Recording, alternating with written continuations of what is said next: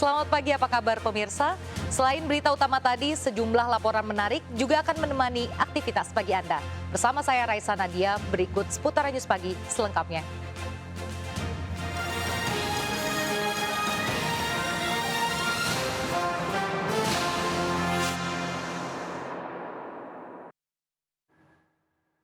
Pemirsa, 3 orang pendaki Gunung Marapi, Sumatera Barat berhasil dievakuasi dalam kondisi selamat. Korban selamat langsung dilarikan ke rumah sakit. Beberapa korban selamat mengaku berlindung di bawah batu besar saat erupsi terjadi.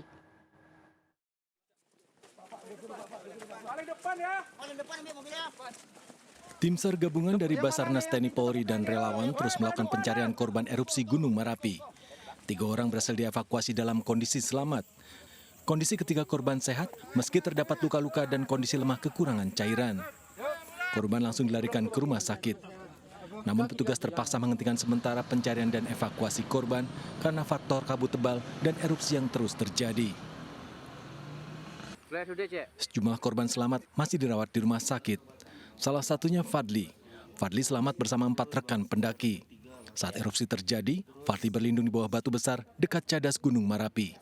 Usai erupsi, mereka turun perlahan dan segera mengontak posko Marapi setelah mendapatkan sinyal telepon genggam. Letusannya nggak ada apa-apa, Bang. Nggak ada apa ya? Ya langsung letus saja gitu, Bang.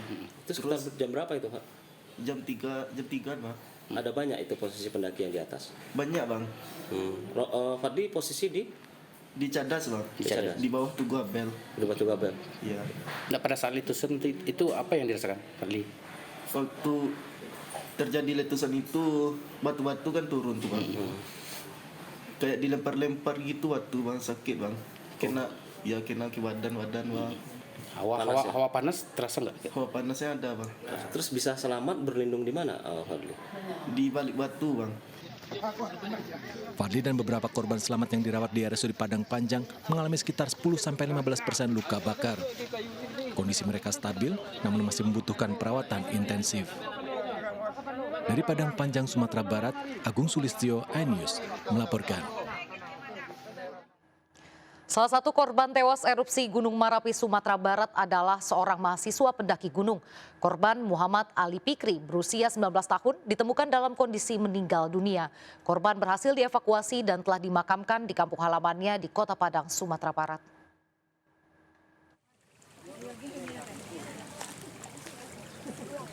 Keluarga, kerabat, dan warga sekitar mengiringi pemakaman Muhammad Ali Pikri, remaja berusia 19 tahun, warga Kotolua, Kecamatan Pauh, Kota Padang. Muhammad Ali Pikri adalah salah satu pendaki yang menjadi korban tewas akibat erupsi Gunung Marapi, Sumatera Barat. Korban dimakamkan di pemakaman kaum tak jauh dari tempat tinggalnya. Muhammad Ali Pikri merupakan anak kedua atau anak bungsu dari 2 bersaudara pasangan suami istri Darmawan dan Rosnita. Ali Pikri adalah mahasiswa semester 3 Politeknik Negeri Padang. Dari rumah sakit ada jenazah, kemudian kita lihat ternyata setelah dicek, cek fisik sama ada tanda lahir juga, ternyata benar. Ini Fikri berangkat berapa orang? Saya kurang tahu berangkat 14 orang ya, cuma dalam rombongan dia itu ada 8 orang gitu, dalam regu dia itu ada 8. Posisi berangkat ada 14 orang ya, 14 orang. Yang untuk 14 orang ini ada yang selamat? Ada yang selamat, ada yang meninggal. Muhammad Ali Pikri berangkat mendaki Gunung Marapi dalam rombongan 18 orang. 14 orang diantaranya merupakan mahasiswa Politeknik Negeri Padang. Kegiatan pendakian Gunung Marapi yang dilakukan ke 14 orang mahasiswa ternyata bukan kegiatan kampus. Anak kita dari Politeknik Negeri Padang itu yang ikut kegiatan ini itu sebanyak 14 orang. 14 orang. Yang 14 orang. Kalau sebelumnya kan informasinya 18. 18 itu adalah mereka itu berkelompok, satu kelompok itu 18. Lalu ada juga mungkin mahasiswa dari perguruan tinggi lain. Karena mendengar kejadian erupsi, lalu kami mencoba mencari informasi, ternyata ada mahasiswa yang ikut terjebak di erupsi. Sehingga kami melakukan identifikasi dan mencek mahasiswa kita yang dari Mapala yang biasa kegiatan. Ternyata Mapala tidak ada yang ada kegiatan. Lalu anak Mapala ini mencari informasi ke teman-teman sesama pendaki gunung, kan gitu. Dalam rombongan korban, 2 orang mahasiswa termasuk korban Ali Pikri dinyatakan meninggal dunia. 6 orang dirawat di rumah sakit, 2 orang telah dirawat di rumah. sementara 6 orang mahasiswa pendaki masih dalam pencarian. Korban yang dirawat di rumah sakit sebagian besar mengalami luka bakar akibat erupsi Gunung Marapi. Dari Padang, Sumatera Barat, Budi Sunandar, iNews melaporkan. Gunung Marapi di Kabupaten Agam dan Tanah Datar, Sumatera Barat kembali erupsi. Ketinggian kolom abu letusan tak terlihat karena tertutup kabut. Namun letusan mengakibatkan kota Bukit Tinggi dan sebagian Kabupaten Agam kembali dilanda hujan abu vulkanik. Pada pagi hari kini terlihat jelas Gunung Marapi di Sumatera Barat kembali memuntahkan abu vulkanik Selasa pagi. Kolom abu vulkanik terekam jelas oleh warga Jumantiang di Nagari Bukit Batabuah, Kecamatan Candung, Kabupaten Agam. Lokasi ini merupakan kampung tertinggi sekaligus paling dekat dengan kawah di puncak Gunung Marapi. Petugas Pos Pengamat Gunung Marapi di Pusat Vulkanologi, Mitigasi dan Bencana Geologi (PVMBG) di Bukit Tinggi mencatat sejak erupsi besar Minggu sore, Gunung Marapi telah meletus sebanyak 52 kali dan menyemburkan hembusan 169 kali. letusan terakhir itu pukul 7:11:13 itu ada letusan dengan ketinggian kolom tidak bisa teramati karena tertutup kabut. Namun info dari masyarakat itu arah angin jatuhnya ke barat-barat laut. Jadi kemungkinan jatuhnya ke arah Bukit Tinggi juga ke arah Sungai Puat. Seismograf di Pos Pengamat Marapi menunjukkan frekuensi letusan menurun namun hembusan meningkat drastis setiap harinya. Letusan dan hembusan Gunung Marapi berdampak pada hujan abu vulkanik di kawasan sekitarnya. Warga diminta menggunakan masker saat keluar rumah. Dari Bukit Tinggi, Sumatera Barat, Wahyu Sikumbang melaporkan. Pemirsa, hujan yang mengguyur kota Depok beberapa hari terakhir membuat sebuah tebing setinggi 15 meter longsor menimpa rumah yang berada di bawahnya. Tidak ada korban dalam peristiwa ini, namun warga khawatir akan terjadi longsor susulan. Sebuah rumah yang berada di Jalan Abdul Ghani, Cilodong, Depok, Jawa Barat nyaris terbawa longsor setinggi 15 meter. Longsor ini juga menimpa sebuah rumah yang berada di bawahnya. Tidak ada korban dalam peristiwa ini, namun longsoran tanah serta pohon besar masih menutupi rumah tersebut. Pemilik rumah mengatakan longsor terjadi akibat hujan yang turun beberapa hari terakhir. Meski tak ada korban jiwa, warga khawatir akan terjadi longsor susulan.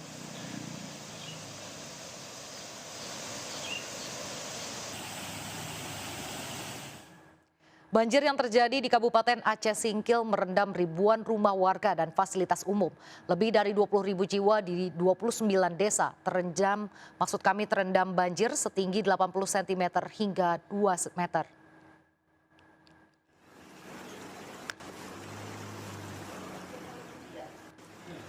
Banjir yang disebabkan curah hujan yang tinggi ini merendam ribuan rumah warga di 29 desa. 29 desa itu berada di 5 kecamatan, yaitu Kecamatan Simpang Kanan, Gunung Meriah, Kuta Baharu, Singkil Utara, Kecamatan Singkil. Selain merendam rumah warga, banjir juga merendam sejumlah fasilitas umum, fasilitas pendidikan, masjid, dan sejumlah kantor pemerintahan. Banjir juga merendam sejumlah titik jalan provinsi, jalan kabupaten, hingga jalan antar desa di Kabupaten Aceh Singkil. Ketinggian air bervariasi mulai dari 80 cm hingga 2 meter. Warga berharap pemerintah setempat dapat segera menanggulangi banjir ini.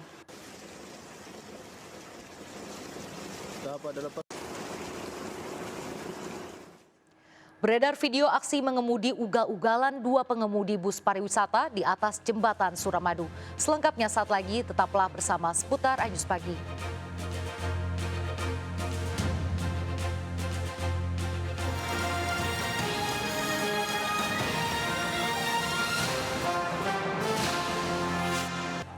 Terima kasih masih bersama Seputar iNews Pagi. Pemirsa, unjuk rasa ratusan warga desa Gunung Rancak, Sampang Madura di kantor Bank Plat Merah berakhir ricuh. Masa menuntut pihak bank bertanggung jawab atas kasus dugaan korupsi bantuan langsung tunai dana desa tahun 2020 dengan kerugian 260 juta rupiah.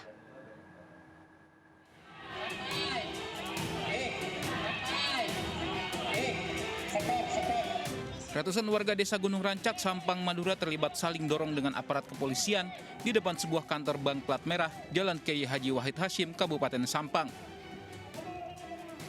Massa memaksa masuk dan ingin menyegel bank tersebut karena tuntutan mereka tidak dipenuhi. Bahkan salah satu pembatas jalan dirusak massa. Dalam unjuk rasa ini 2 orang diamankan polisi karena diduga provokator. Unjuk rasa terkait kasus dugaan korupsi bantuan langsung tunai dana desa tahun 2020 dengan kerugian 260 juta rupiah. Massa menuntut pihak bank penyalur bertanggung jawab terkait masalah tersebut. Tindakan-tindakan yang menyalahi aturan untuk kita lakukan pengamanan terhadap orang tersebut ya, sampai ada provokator lain ya. Siap ya. Itu Setelah berdemo di depan bank, pengunjuk rasa juga berdemo di depan kantor Kejaksaan Sampang. Dari Sampang, Jawa Timur, Diwan Muhammad Zahri melaporkan. Beredar video aksi mengemudi ugal-ugalan 2 pengemudi bus pariwisata di atas jembatan Suramadu. Kedua supir terlibat kebut-kebutan di jalur cepat dan sempit sehingga membahayakan pengemudi lain.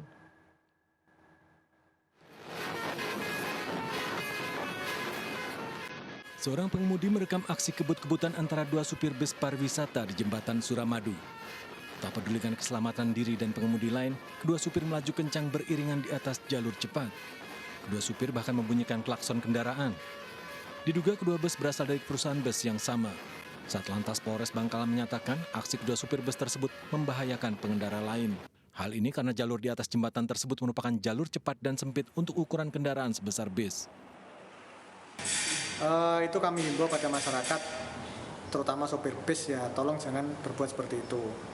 Karena memang jembatan Suramadu ini cukup sempit ya, tidak begitu lebar. Kalau diisi 2 bis itu sudah penuh jalannya dan itu sangat membahayakan. Kita tidak tahu di sana ada pengendara lain dan itu sangat membahayakan. Polisi akan menggalakkan patroli di jalur Suramadu dan akan menindak tegas pengendara yang melakukan hal serupa. Dari Bangkalan, Jawa Timur, Taufik Syahrawi melaporkan.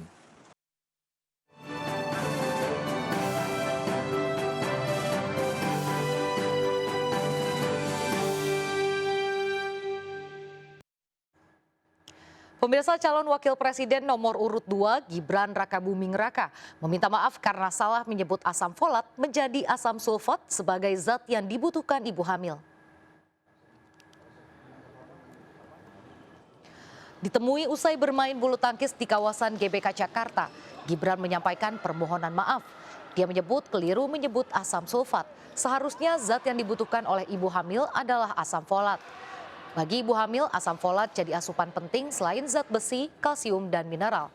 Sementara asam sulfat merupakan cairan berbahaya yang banyak digunakan dalam industri kimia dan pupuk. Gibran juga menjawab soal kritik tentang kampanye bagi-bagi susu UHT kepada anak. Gibran menegaskan susu UHT untuk anak 2 tahun, sementara untuk usia di bawah tersebut tetap fokus ke ASI atau air susu ibu.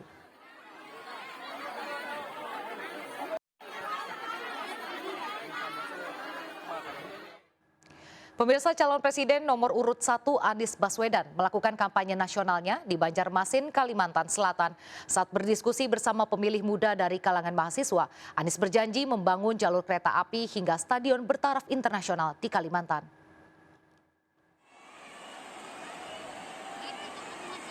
Relawan dan pendukung pasangan Capres-Cawapres nomor urut 1 Anies Caimin berkumpul di Gedung Sultan Suryansyah, Banjarmasin Selasa sore. Dalam pidatonya, Anies berjanji melakukan perubahan untuk Indonesia, khususnya soal kesejahteraan masyarakat hingga permasalahan sosial lainnya. Sebelum bertemu ribuan pendukungnya, Anies juga sempat bertemu dengan mahasiswa di Kalimantan Selatan untuk berdiskusi. Kampanye dialogis bersama pemilih muda tersebut menjadi bentuk komitmen pasangan Anies Muhaimin dalam memberikan ruang bagi generasi muda dalam menyuarakan kepentingannya dalam kontestasi Pilpres 2024. 2 janji dalam diskusi yang Anies lontarkan, yakni pembangunan jalur kereta api hingga stadion bertaraf internasional.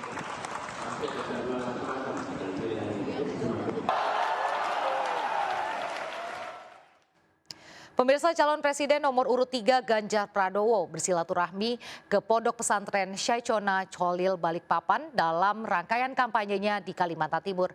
Ganjar menegaskan Indonesia memiliki dana abadi pesantren yang diatur dalam undang-undang dan tinggal mempermudah mekanismenya demi kesejahteraan pondok pesantren.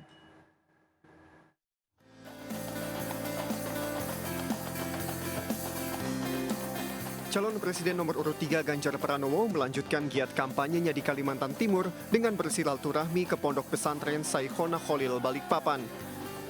Selain bersilaturahmi, Ganjar mengaku ingin menyerap aspirasi terkait kesulitan pondok pesantren di Provinsi Kalimantan Timur.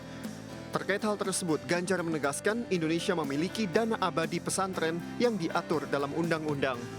Tinggal mempermudah mekanisme untuk mendapatkannya demi kesejahteraan pondok pesantren. Undang-undangnya sudah ada. Dana abadi sudah disiapkan Kementerian Keuangan. Tinggal melaksanakan. Maka butuh kepemimpinan untuk bisa melaksanakan. Tapi saya titipkan juga kepada mereka ketika mereka punya harapan bisa mendapatkan penghasilan tambahan. Silakan ke P3K, tapi mesti distandarisasi. Sehingga syarat-syarat administratifnya akan bisa terpenuhi. Sementara itu, mantan Gubernur Jawa Tengah ini pun mengungkapkan ada program beasiswa bagi para santri untuk melanjutkan pendidikan ke jenjang yang lebih tinggi. Salah satu tujuannya yakni untuk melahirkan santri-santri yang berkualitas. Dari Balikpapan, Kalimantan Timur, Faisal Rinaldi, Dede Rudi melaporkan. Calon Wakil Presiden 2024 Mahfud MD bersama Ketua Umum DPP Partai Perindo Haritanu Sudibyo bersilaturahmi dengan Kiai dan santri Pondok Pesantren An-Nida Al-Islami di Kota Bekasi, Jawa Barat. Kunjungan dengan agenda berdialog kebangsaan ini mengajak warga pesantren agar berani menggunakan hak pilih di pemilu 2024.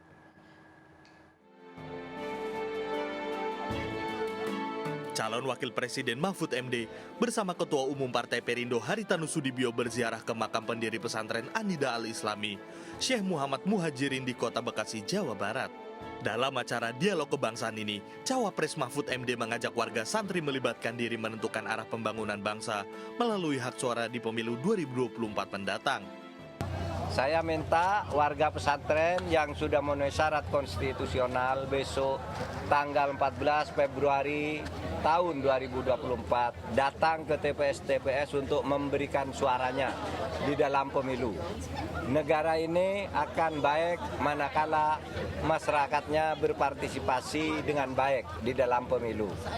Karena kalau orang baik lalu bilang, waduh saya tidak mau ikut memilih, itu calonnya jelek semua. Malah nanti yang memilih orang-orang jelek, yang terpilih orang-orang jelek. Mereka yang mengorganisasikan pertemuan ini sangat antusias, sangat positif untuk mendukung Ganjar Mahfud untuk memenangkan pemilu tahun depan.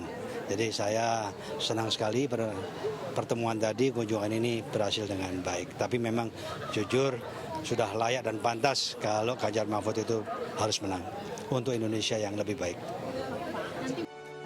Pasangan nomor urut 3 Ganjar Mahfud MD akan terus aktif bergerak turun ke masyarakat untuk menggemakan gagasan untuk Indonesia yang lebih baik.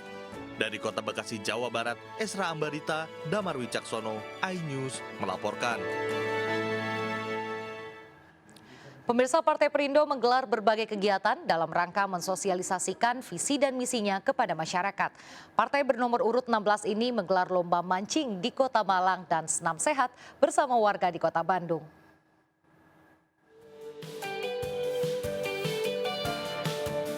Partai Perindo menggelar mancing bersama di kolam pancing Magap Makmur di Jalan Simpang Sulfat Utara, Pandawangi, Kota Malang. Ratusan peserta sangat antusias mengikuti lomba dengan beragam hadiah menarik dari Partai Perindo. Perwujudan janji, jadi waktu awal-awal dulu kita sudah janji untuk rame-rame mancing, ya hari ini kita laksanakan. Ini sebenarnya dari anggota buat anggota juga gitu. Ini semua sudah tergabung, ya memang semuanya punya hobi mancing.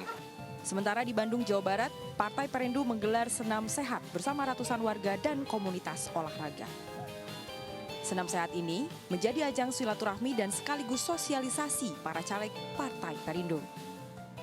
Karena Perindo itu juga banyak menyentuh UMKM dan sebagainya, tapi menurut saya juga untuk senam ini juga sangat penting karena ini merupakan komunitas supaya kita jiwanya sehat, raganya juga bugar.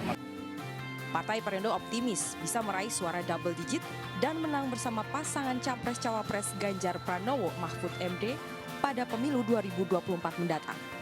Tim Liputan, iNews melaporkan. Pemirsa, pendistribusian logistik pemilu tahap pertama di Jawa Barat dipastikan 100% rampung. Sementara itu ribuan logistik juga terus didistribusikan di Jawa Tengah.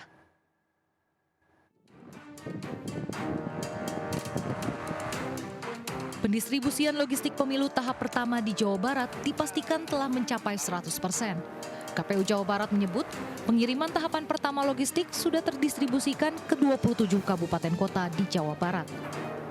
Logistik pemilu 2024 yang sudah didistribusikan yaitu berupa bilik suara, kotak suara, serta tinta dan segel. Sementara itu untuk tahapan logistik kedua hingga saat ini masih dalam proses. Ini sedang kita persiapkan untuk tahapan di yang kedua. Mudah-mudahan sesuai dengan schedule di bulan Desember akhir semua sudah terdistribusi di 27 kabupaten kota. Sementara itu, lebih dari 2.000 kotak suara tiba di kantor KPU Banjarnegara, Jawa Tengah. Proses pembongkaran distribusi logistik pemilu ini dikawal ketat oleh polisi.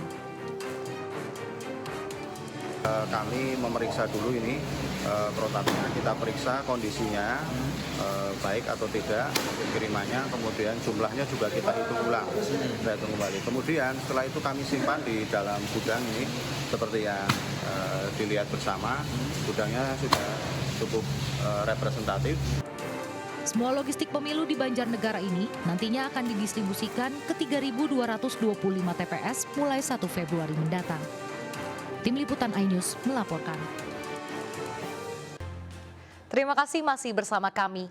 Pemirsa, masa dari Asosiasi Pemerintah Desa Seluruh Indonesia atau APDESI kembali berunjuk rasa di depan gedung DPR RI Senayan, Jakarta.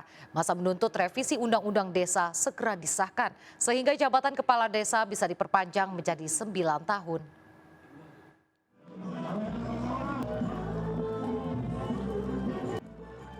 Aksi bakar ban mewarnai unjuk rasa Asosiasi Pemerintah Desa Seluruh Indonesia atau APDESI di depan gedung DPR RI Senayan, Jakarta.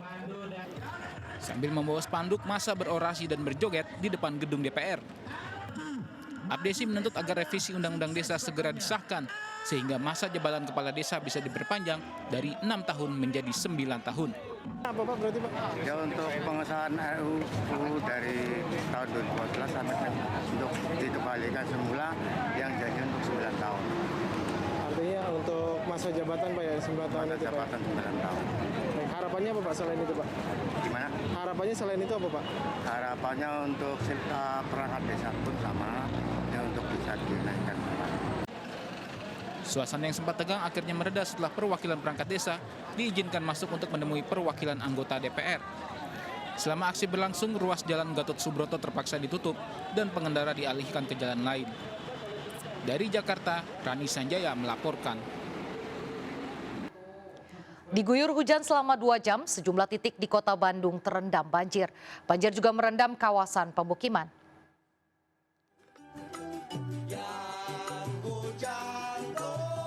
Sejumlah ruas jalan yang terendam banjir diantaranya kawasan Cibaduyut, Jalan Muhammad Toha, dan kawasan Jalan Kopo. Selain merendam jalan arteri, banjir juga merendam permukiman warga. Antara lain kawasan Pagarsih, Kota Bandung. Ketinggian genangan banjir mencapai setengah hingga 1 meter. Menurut warga, kawasan tersebut kerap dilanda banjir jika hujan deras mengguyur. Selain drainase yang buruk, luapan dari sejumlah sungai juga menjadi penyebab genangan. Warga berharap pemerintah dapat segera memperbaiki drainase agar genangan banjir dapat dicegah.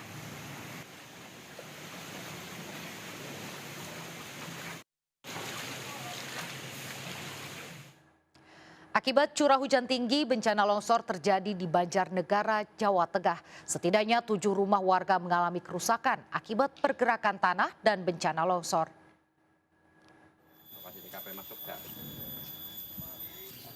Sejumlah rumah warga di Desa Jembangan, Kecamatan Punggelan, Banjarnegara, Jawa Tengah rusak akibat pergerakan tanah. Tembok bangunan rumah retak-retak dan jebol. Tiang penyangga rumah nyaris ambruk. Kondisi ini terjadi akibat pergerakan tanah yang terjadi setelah hujan dengan intensitas tinggi melanda wilayah tersebut. Menurut BPBD setempat, sedikitnya terdapat 7 rumah warga yang terdampak. Tak ada korban jiwa dalam peristiwa ini, namun warga pemilik rumah kini harus mengungsi karena rumah mereka tak bisa ditinggali. BPBD mengimbau warga yang tinggal di area rawan bencana longsor waspada, karena 75% wilayah Banjarnegara merupakan zona merah dan rawan pergerakan tanah.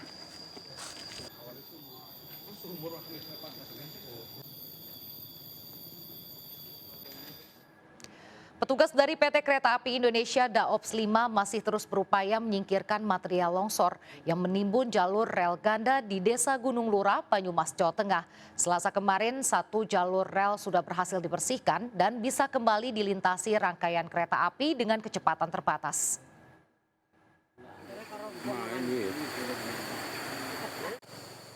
Petugas PT KAI Daops 5 Purwokerto terus menyingkirkan material longsoran yang menimbun jalur kereta api ganda di Desa Gunung Lurah, Banyumas, Jawa Tengah. Selasa pagi, 1 jalur yang mengarah ke hilir sudah dibersihkan dan dapat kembali dilintasi rangkaian kereta api. Saat ini pembersihan jalur hulu yang masih tertimbun material longsor. Sejumlah alat berat dioperasikan untuk membersihkan tumpukan material longsor agar jalur rel dapat kembali dilintasi. Akibat jalur rel tertimbun longsor, belasan perjalanan kereta api dialihkan melalui jalur utara dan selatan.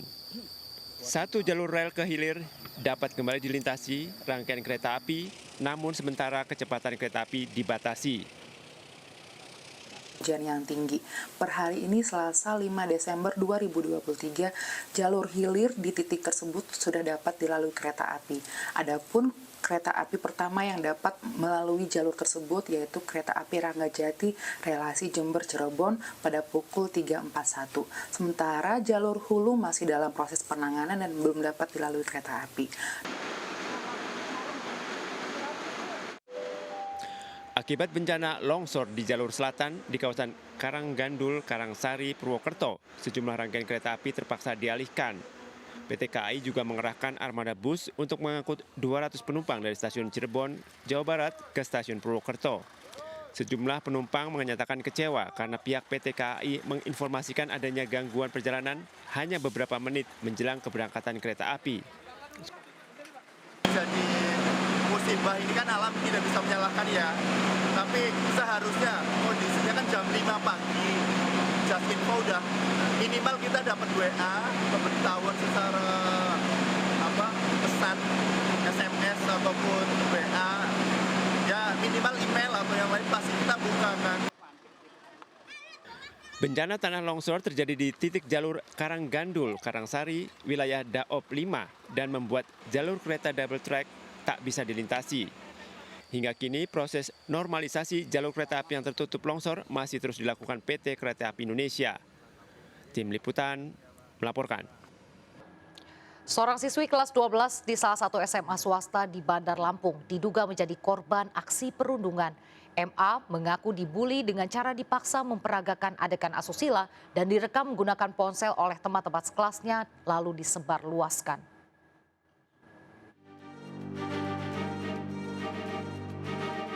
Inilah video yang merekam MA yang diduga menjadi korban aksi perundungan yang dilakukan teman-temannya.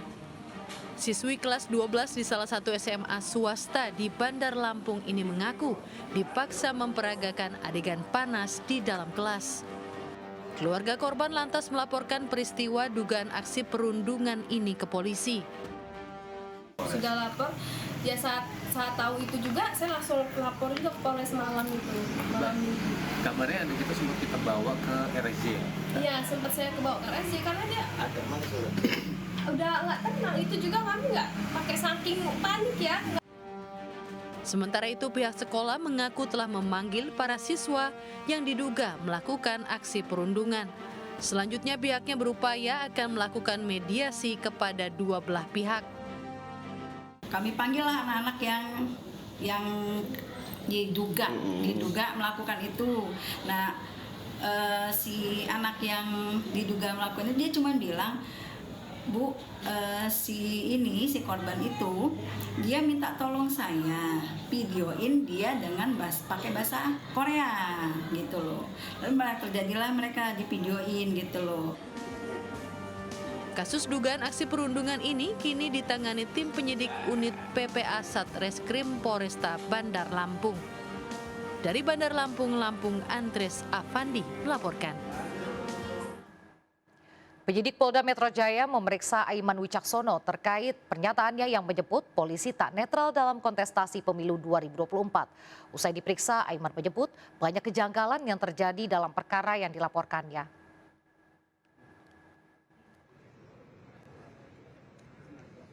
Aiman hadir di Polda Metro Jaya didampingi kuasa hukumnya Roni Talapesi, Ketua DPP Partai Perindo Bidang Hukum dan HAM, Tama S. Langkun, serta sejumlah relawan pendukung Ganjar Mahfud. Aiman Wicaksono diperiksa di Treskrimum Polda Metro Jaya untuk mengklarifikasi pernyataannya yang menyebut polisi tak netral dalam kontestasi pemilu 2024. Aiman menjalani proses pemeriksaan selama 8 jam dan dicecar sebanyak 60 pertanyaan terkait pernyataannya saat konferensi pers 11 November lalu. Menurutnya keterangan yang dilaporkan itu merupakan potongan video menyesatkan lantaran di akhir pernyataannya Aiman menyebut, mudah-mudahan informasi yang saya terima adalah salah. Menurut Aiman ada kejanggalan dalam perkara ini. Antara lain dirinya dilaporkan oleh 6 pihak sekaligus di hari yang sama karena dianggap telah menyebarkan ujaran kebencian.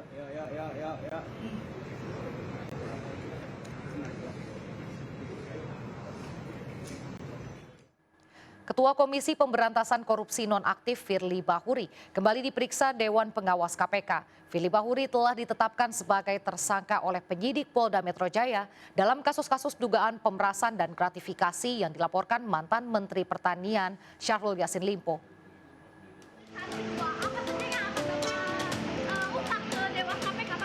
Firly Bahuri tiba di gedung KPK sekitar pukul 9.30 untuk memenuhi panggilan Dewan Pengawas KPK. Ia akan kembali diperiksa Dewan Pengawas terkait kasus dugaan pertemuannya dengan pihak yang terkait dengan kasus hukum yang masih ditangani KPK. Setelah beberapa saat diperiksa oleh Dewan Pengawas KPK, Firly Bahuri langsung meninggalkan gedung KPK dan menolak berkomentar terkait pemeriksaan yang dilakukan.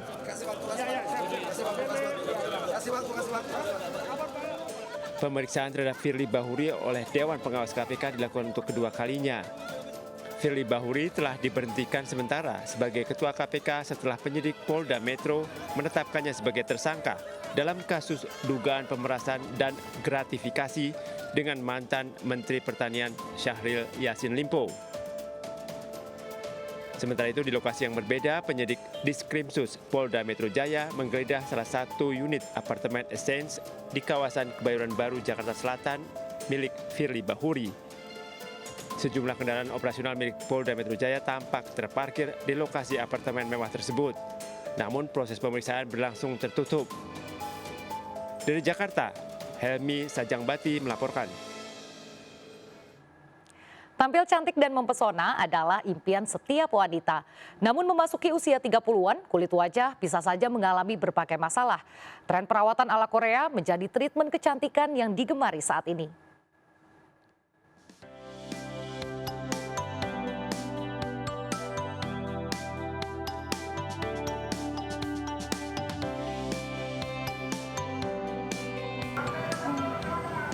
Memasuki usia 30 tahun, saya tentu makin menjaga kondisi ataupun penampilan saya nih pemirsa. Dan wajah menjadi salah satu yang paling penting untuk selalu dijaga agar tetap tampil cantik dan juga mempesona. Yuk ikuti saya untuk melihat treatment ala Korea agar tetap cantik di usia 30 tahunan. Yuk. Memasuki fase usia 30-an, wanita tentu harus lebih ekstra menjaga penampilan. Seiring bertambahnya usia, tekstur kulit wajah khususnya pasti mengalami perubahan. Sejumlah treatment kecantikan sudah seharusnya mulai dicoba agar penampilan wanita yang akan memasuki usia 30-an tetap nampak segar dan mempesona. Salah satunya dengan tren kecantikan ala Korea. Perawatan kecantikan dengan kolagen stimulator dan thread lift atau tanam benang dapat menghindari tanda-tanda penuaan di wajah. Setelah saya konsul bersama dokter, rupanya permasalahan kulit saya adalah skin tekstur yang bermasalah. Sehingga untuk menjaga penampilan untuk tetap cantik, ada treatment khusus yang akan saya lakukan, yaitu kolagen stimulator. Kolagen stimulator mampu merangsang produksi elastin dan kolagen natural, memperbaiki kualitas kulit untuk jangka panjang, dan memberikan efek lembut, lembab, dan glowing yang alami pada wajah.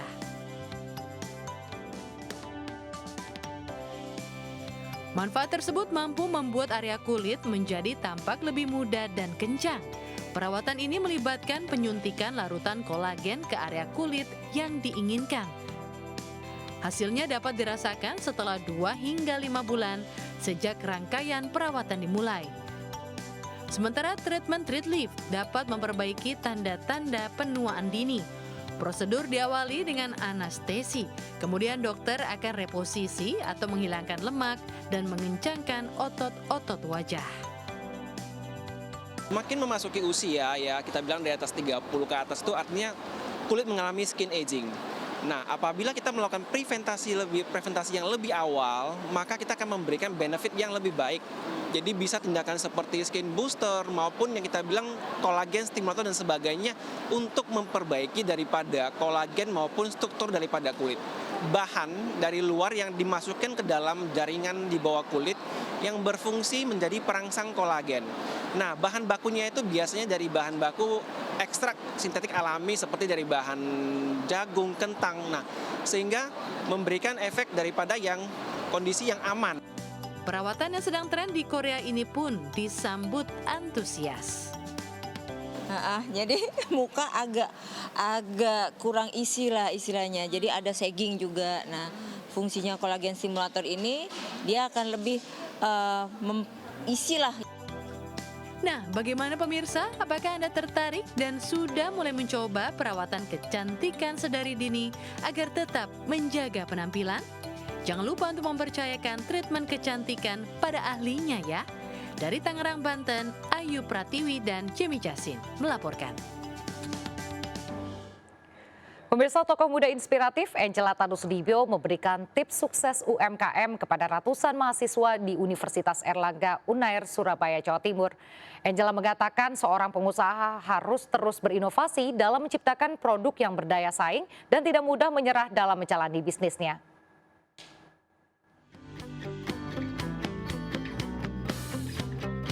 Tokoh muda inspiratif yang juga Wamen Parekraf Angela Tanusudibio memaparkan 4 tips sukses menjalani bisnis UMKM dalam acara Airlangga Business Forum ABF di Universitas Airlangga Unair, Surabaya. Di hadapan ratusan mahasiswa, Angela yang juga Wakil Ketua Umum Partai Perindo Bidang Ekonomi Digital dan Kreatif ini memaparkan, pebisnis muda harus mampu menghasilkan produk yang menjawab kebutuhan masyarakat, melakukan promosi produk yang dapat dijangkau dengan mudah oleh konsumen, dan terus berinovasi agar mampu bersaing di pasar. Beliau tentu memberikan wawasan baru kepada kita semua seputar dunia UMKM dan juga dunia ekonomi kreatif, di mana beliau sudah pernah terjun langsung sebagai seorang praktisi dan juga sebagai seorang pengambil kebijakan. Artinya hadirnya beliau memberikan wawasan yang banyak kepada kita semua, sehingga harapannya bisa memberikan insight dan mampu diimplementasikan oleh seluruh mahasiswa yang hadir pada siang hari ini. Dalam kesempatan ini, Angela juga membahas mengenai tantangan dan peluang bisnis di masa depan, terutama di sektor usaha mikro kecil menengah yang dapat membuka peluang usaha dan lapangan kerja bagi masyarakat. Dari Surabaya, Jawa Timur, Yuda Prawira, iNews melaporkan. Produk kecantikan terus berinovasi dengan meluncurkan produk baru untuk merambah pasar di tanah air. Gen Z menjadi target utama untuk tetap menjaga penampilannya di tengah aktivitas yang tinggi.